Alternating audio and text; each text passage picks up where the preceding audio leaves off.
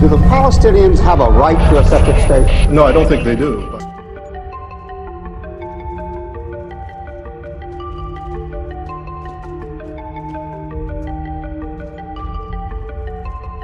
That we carefully define what we mean by secure borders.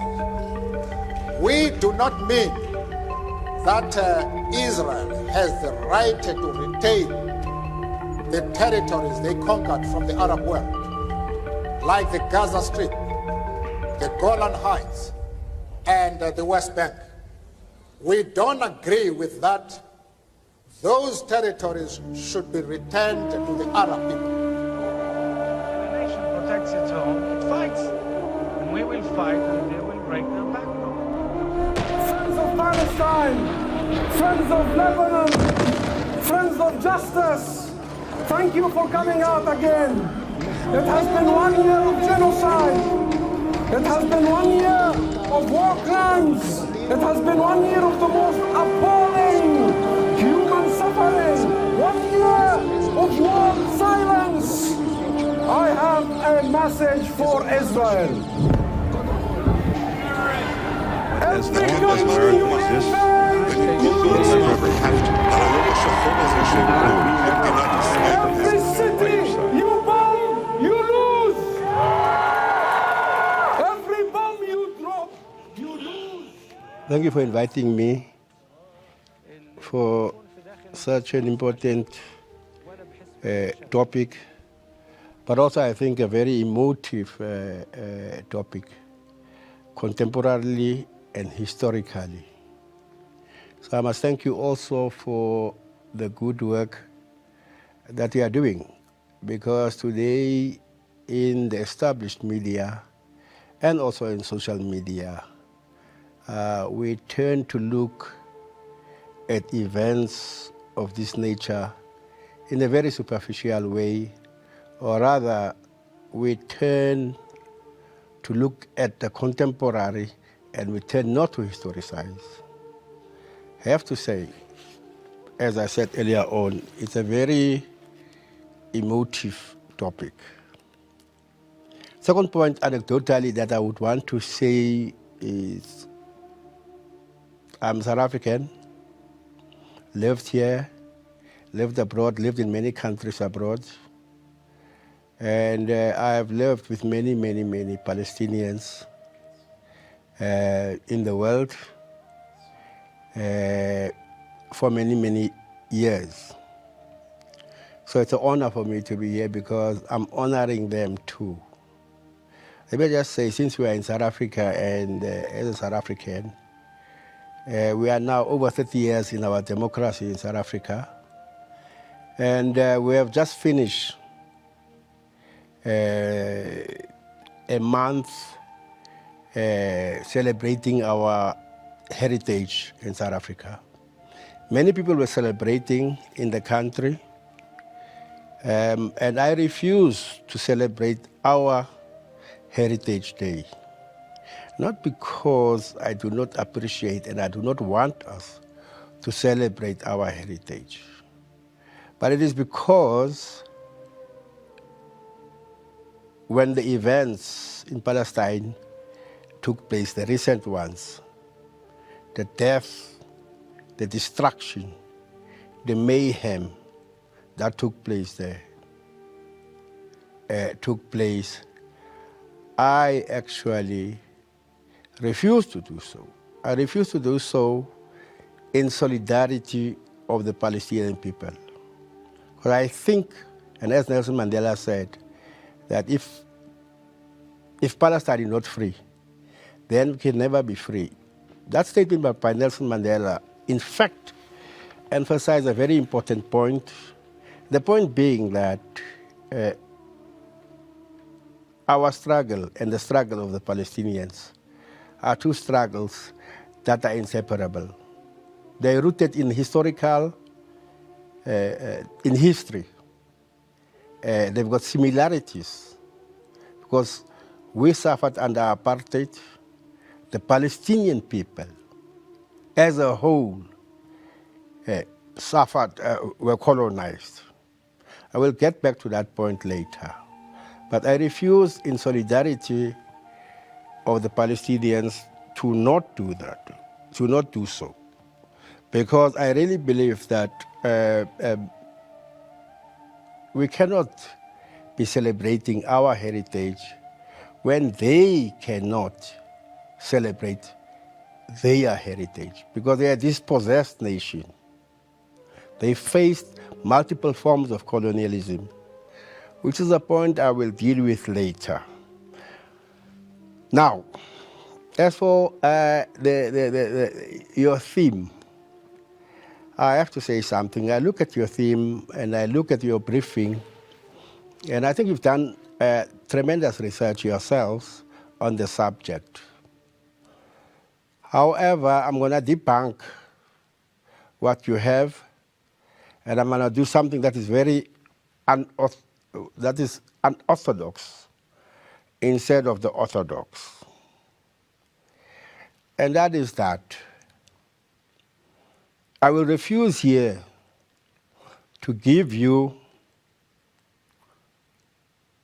what your research questionnaires are asking me to do, because that's obviously within the current media domain.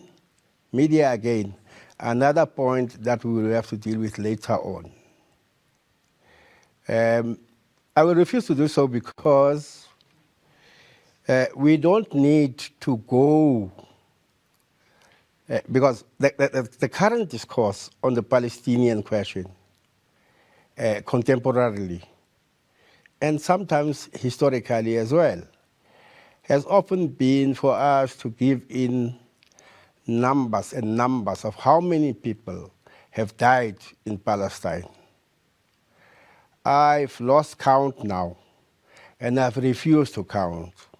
I tried to be statistically correct before I came here. I did my own research, looking at the numbers. But the numbers never stops. They carry on and carry on and carry on. So I'm not going to give you numbers, for you have numbers. So for the viewers and to those who are listening, as I was saying earlier on, I will be unorthodox, because I think this situation needs us to be unorthodox. Let's avoid the obvious that we know within social media, within the established media. And by established media, I'm talking about the CNN, the BBC.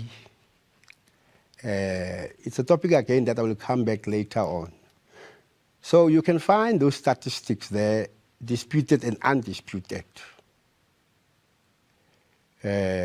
in there. So I'm not going to repeat those and regurgitate them. And as I've said, the figures in terms of the what they call casualties, in terms of the murder that the fascist Israeli regime that seek not to respect international law, that has gone beyond to even insult the United Nations today, that has supported, in fact, in our struggle, the apartheid regime before. We know that they have done so, and they've done so many, many, many times. So I will seek not to do that, because the figures, as I've said, we cannot count anymore, because every day the figures are just growing and growing and growing and growing. So to give you a figure now of how many died would just be a waste of time. I would just simply say to you, check out the social media, try and find relevant international bodies that will give you figures. But I can assure you that those figures don't go down, they are going up because of Israel. So I'm not going to do that. Secondly, I'm not going to be chronological about this. So don't expect a receipt book from me. Hence, even your theme, I tend to disagree with, yet I agree, but I disagree with it. So I gave myself a theme of what I'm going to be speaking to or about today. I call it, and I think that's what it should be called. It should be called the genocide in Palestine by the Israeli regime.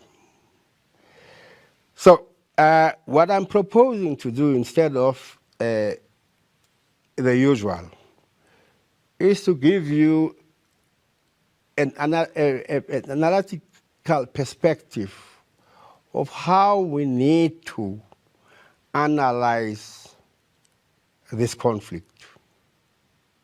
A different one, I suppose, not new, but I think there are many other scholars who have done the same thing. And I would align myself with those scholars who seek to understand and analyze this genocide in Palestine in the same way that I'm doing. And that framework, and my starting point, is simple, is that we need to examine the genocide system from a historical point of view, because history matters. History matters in any conflict. We must be able to analyze history. And this is what the Israeli regime and those who support it refuse us to do. Because to talk about the current crisis and deal with it and start analyzing it from the 7th of October is a myth that we must deconstruct so that it can be seen for what it is. I'll come back to that. But I want to clear certain things up of where I stand. The first is that Palestine was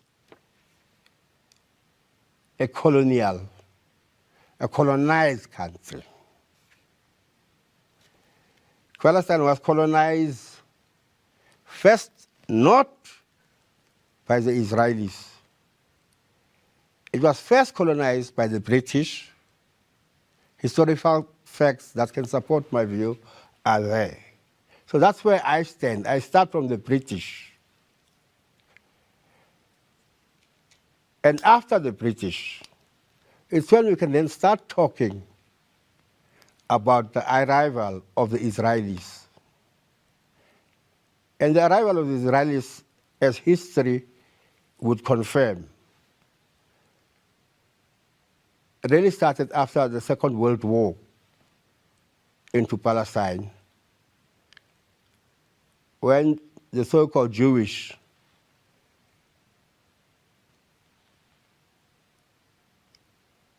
faced the Nazis in Germany. So we have to analyze this history from that angle and from that perspective. Secondly, we need to reaffirm that the Israeli state is indeed an apartheid state. And I'm saying that once again to reconfirm as a South African who was part of the liberation movement in South Africa under the African National Congress and other liberation movements. I served in that struggle. I fought in that struggle. I will come back to this point again because in the current situation that we're analyzing now in Gaza, there are similarities.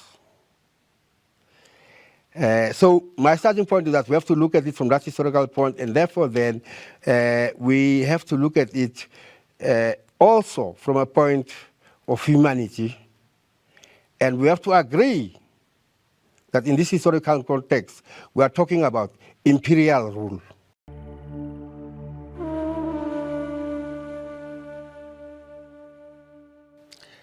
Yeah, secondly, as I said earlier on, we also have to look at it from and analyze it from an international perspective and domain and locate it in a particular specific domain.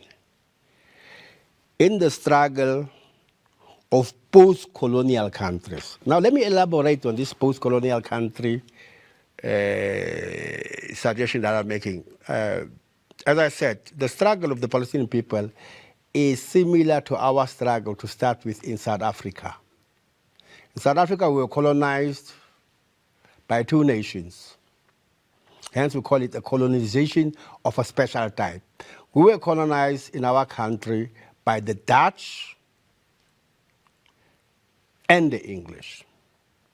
We fought them both in the same territory.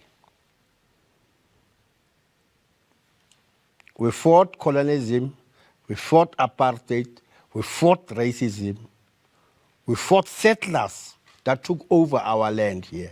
Now that struggle is similar to what happened in Palestine.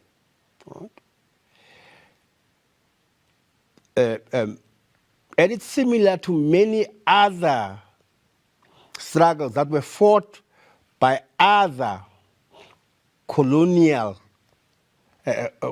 by other colonized countries, by colonizers from outside. We can mention here Africa as a whole was colonized. South Africa is now arguably the last country to be decolonized.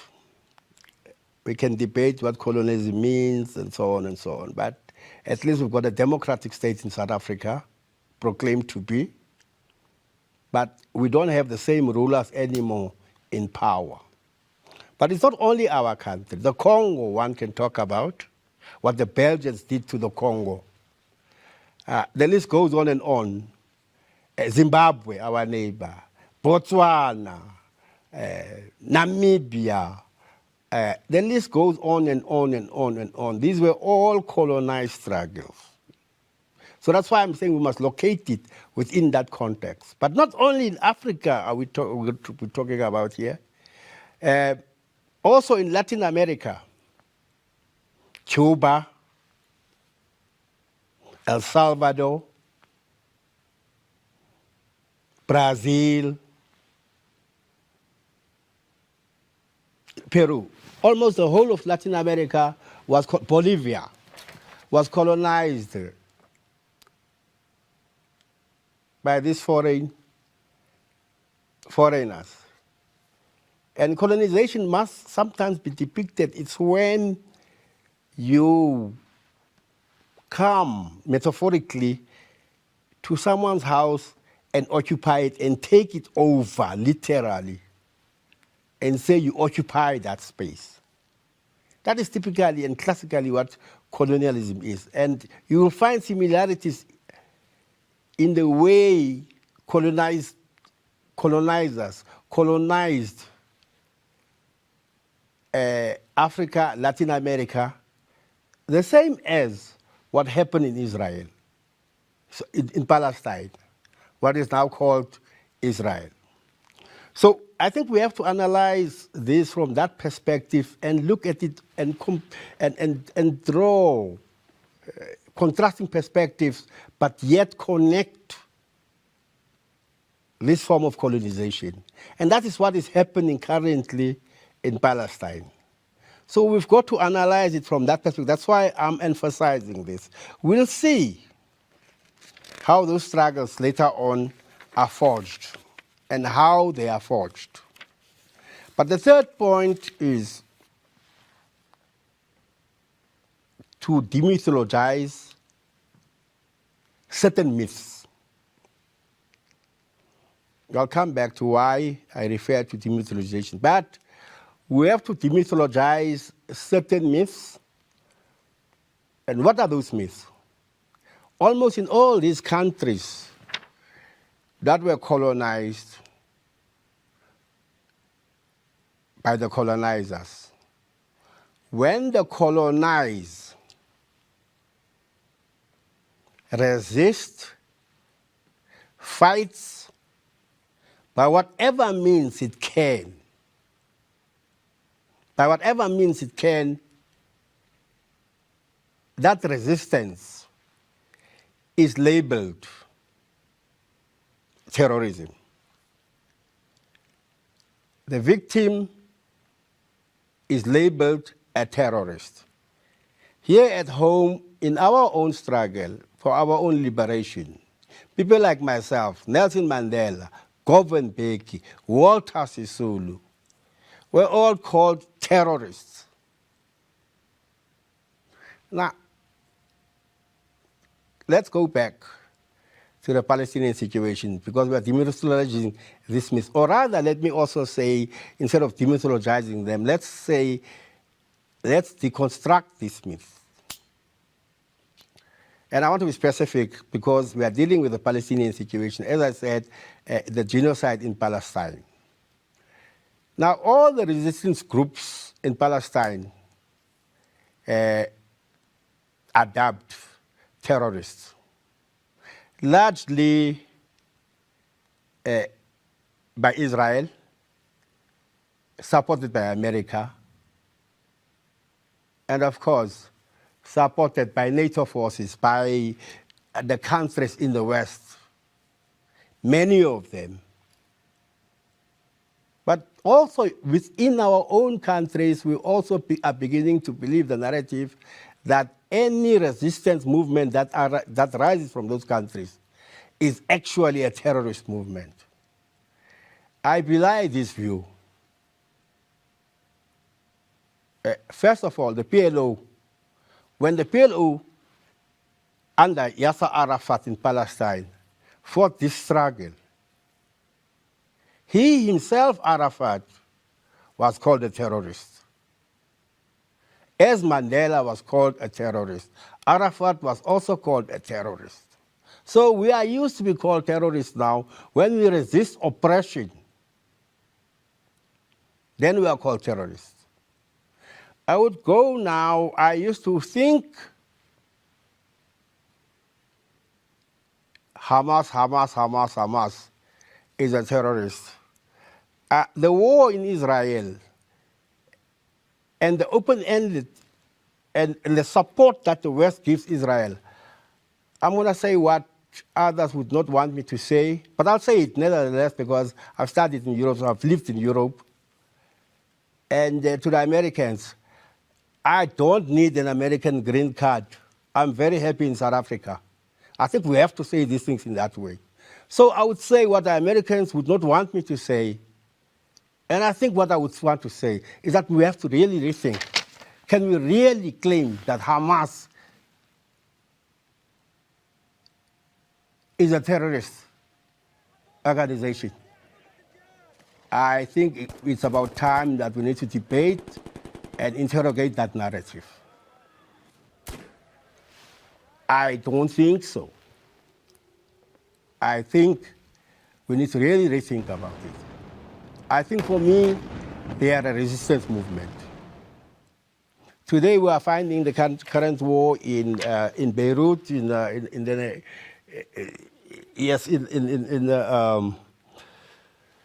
Iran, the bombardment of Iran, and all the war that's taking place currently. Even Hezbollah, I think we should debate if Hezbollah is a terrorist movement. And I'm saying that vis-a-vis the Palestinian position and vis-a-vis what the resistance fighters in Palestine are doing, including Hamas, whatever they did, but at least they do believe in a two-state two-state theory, which I also used to believe into, that there must be a two-state, that these two countries could live together. But even that situation for me, I think, was a compromise. It was a compromise because I think I would have argued, and as the scholar Edward Said had argued long before many agreements that were taken there,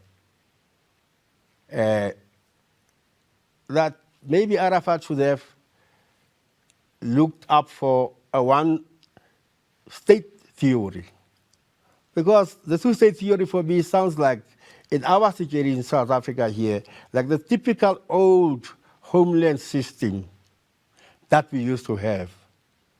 But it doesn't matter. What matters for me is we must never claim voice for the Palestinians. Let us allow the Palestinians to create their own state. Let the Palestinian people decide. Who decides for America what form of democracy they want? Who decides for Europe what form of democracy they must have?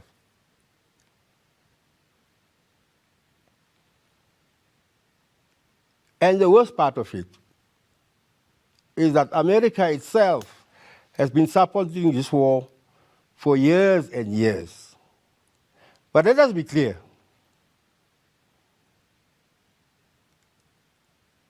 That the war in Palestine, and as many scholars would have agreed, is not a war against Jewish people. It is a war against the Israeli regime. Now we know, like at home here we know, that many, many white people supported the apartheid regime, but we knew that they did so because of our institutions that have brainwashed, taught white people that the other races in South Africa are inferior, they are not fit for anything. We know what apartheid is. So we fought against the system of apartheid. I think that the Israelis must actually learn from us, because we had declared in our country, arguably so, others may argue differently from me, that South Africa belongs to all those who live in it. The Netanyahu government has never said that. We have now seen that they also are not in support of a two-state, Palestinians and Israelis living in two different states, side by side, in peace. But instead, they continue with their settlements and continue with them. The first point I want to say is that because the so-called commentators from the West, so-called experts, so-called analysts, fail to contextualize this situation. So the other analytical framework I would want us to use is to always, in conflicts of this nature, contextualize. We have to analyze the frameworks of power that exist. We have to analyze, and in frameworks of power, in any situation, power is relative. It is relative indeed. But there are also, in that relativity of power, if we analyze very carefully, at the macro, there's macro and there's micro. By macro, I mean a bigger scale of power. Micro, I mean at the micro level, it's smaller. And between these forms of powers, we must always analyze what the powerful do to the powerless. So that's how I characterize the Israeli and the Palestinian situation. Palestinians are the powerless. Israelis, a monstrous, powerful regime. Now, between me and you, we may ask whether if one should take sides or not take sides. Forget Palestine, forget Israel. Throughout history in my life, and in my own ways of struggle, I always side with the powerless. For it is them, if we want to balance the scale, that we need to support and give credence to. And so one can only hope, therefore, then, that there will finally be peace in the Middle East, that the peace that we are all striving for will soon be coming. Got to elaborate a bit. We are told that Lebanon, there must be sanctions, Iran, there must be sanctions, Palestinians must go through what they are going through. People call it a notion of double standards. I don't think we should call this a double standard anymore, but we should blatantly say that this is brutality. It's another silent form of murder by the powerful forces in the world. Let us look at a country like Cuba. Cuba, well, as a South African, I would say it's just about to be as big as Soweto almost. The United States of America, for so many years, so many decades,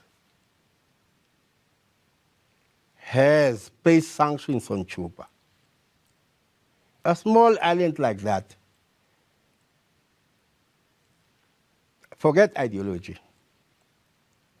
because that, the American embargo, sanctions on Cuba are based on ideological reasons.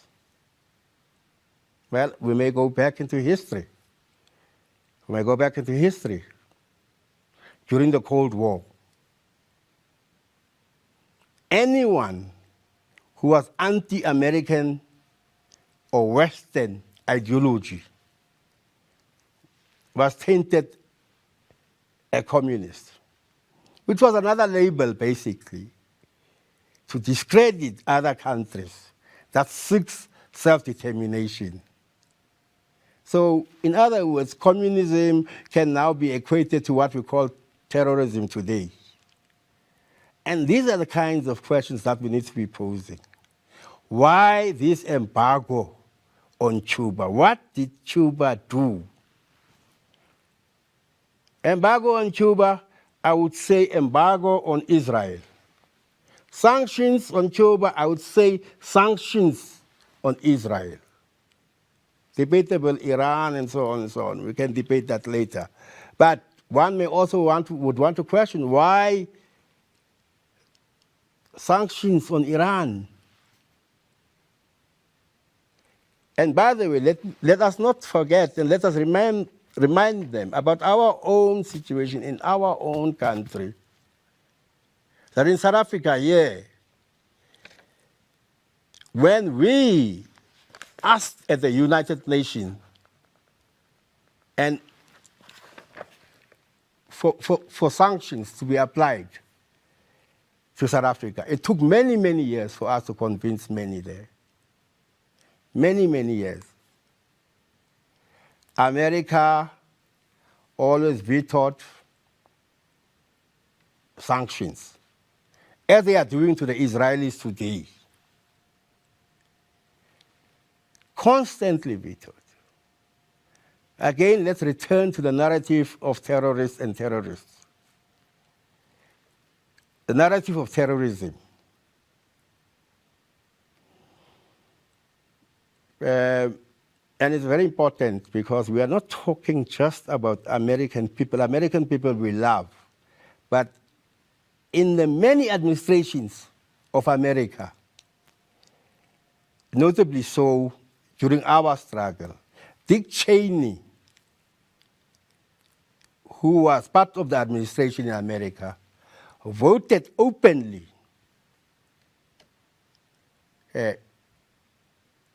that Mandela should not be released in jail, that he should stay in jail. Even after the post-democratic South Africa, they forgot to remove Mandela on that list of terrorists, which they call the Palestinians now. They also forgot, I think, one premier in South Africa as well was called a terrorist after democratic elections were held in South Africa. They maintained that. So this word terrorism has to be understood in context. As for myself, when faced by difficulties, when you have to fight a monster like Israel, I'll support any means to get rid of Israel.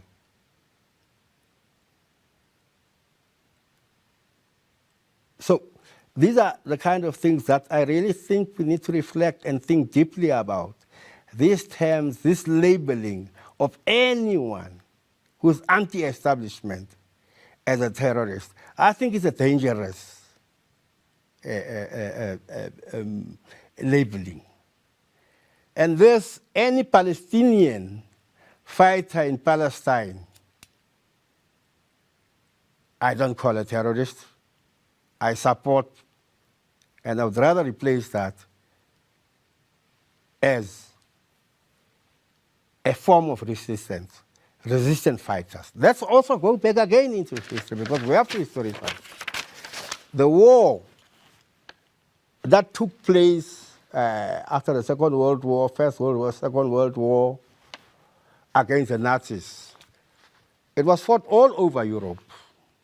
And by the way, let's not forget that sometimes our own people in Africa were taken to these wars that I never understand, that never belonged to us. So to get back to this point of the Second World War and the First World War, to connect these two, Europe,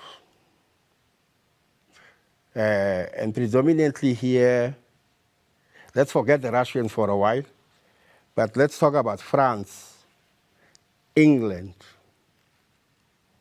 who were in the forefront of this war. They fought that war, but alongside that, in fighting the Nazis, we had the same guerrilla fighters in England and in France who were fighting these wars in unconventional ways, in unorthodox ways. No, they were not called terrorists. They were called resistance fighters by themselves, which I agree with. But when the Nicaraguans were fighting the imperial wars, and which again, the Americans participated in that by supporting autocratic regimes. When they fought, they were also called terrorists. The Cubans, when they fought against Batista, they were called terrorists. But even Batista himself used to call them terrorists. And again, America was supporting them. The Philippines. All over Latin America, all over Africa, it's either the United States of America or the Europeans who always, either they themselves as oppressors would call others terrorists, or if not, if they're autocratic regimes, wherever they may be, when nations inside those countries are fighting, or when the oppressed are fighting the dominant, then they are called terrorists. It makes you think, doesn't it? Now, let's turn to, again, as I said, I have no chronology. You'll have to connect me wherever. Because I don't think we should read history in that way. We should read history and understand history, that history has continuities and discontinuities, and I may even argue ruptures sometimes. So let's enhance. I may not be cohesive to you or coherent, because to be coherent would take us into a highway. In the highway, you see, metaphorically speaking, you cannot turn around or drive. You have to drive. History cannot be read like that. So I'm saying to you, when you analyze this situation, the current situation, contextualize, historicize, because in Palestine, that struggle against the Israeli fascist regime did not start on the 7th of October. It started many, many years ago. Well, I hate to talk about dates and the historical dates because there's a discourse and there's a dispute about that, but we know that it's been there for decades. Sorry, and then I have to again return to the issue of the global institutions, the UN. The whole world at the UN, the General Council of the UN, majority of countries want a ceasefire in Palestine, wants the war to be ended, agree with the two-state, the notion of a two-state theory. But let's look at the UN. For the General Assembly, then you've got the Security Council. Who controls the Security Council? The Global South has no voice there. Whether if it's in the Security Council or it's in the Bretton Woods institutions. So this, the struggle of the Palestinian people is continuously postponed. For we have no power there. So I think in order for these institutions to be effective, the UN Security Council, and in order for the Palestinians to gain their liberation, which they deserve, we have to transform the Security Council to be more representative of the world, so that the Global South can have a word there, a say there, so that it can be able to have power. It's just unfair that that Security Council must remain like that. And it must change radically so, and urgently so that the people of Gaza, in Palestine, the Palestinians can, and I'm not going to say peace, regain their freedom that they so desperately need. The war must end. But it sounds to me that the power of changing or stopping that war does not lie in states anymore. My confidence in us to stop the carnage that's happening in Gaza is that we as a people, individually and collectively, throughout the world, must rise. We must rise to the mighty strong.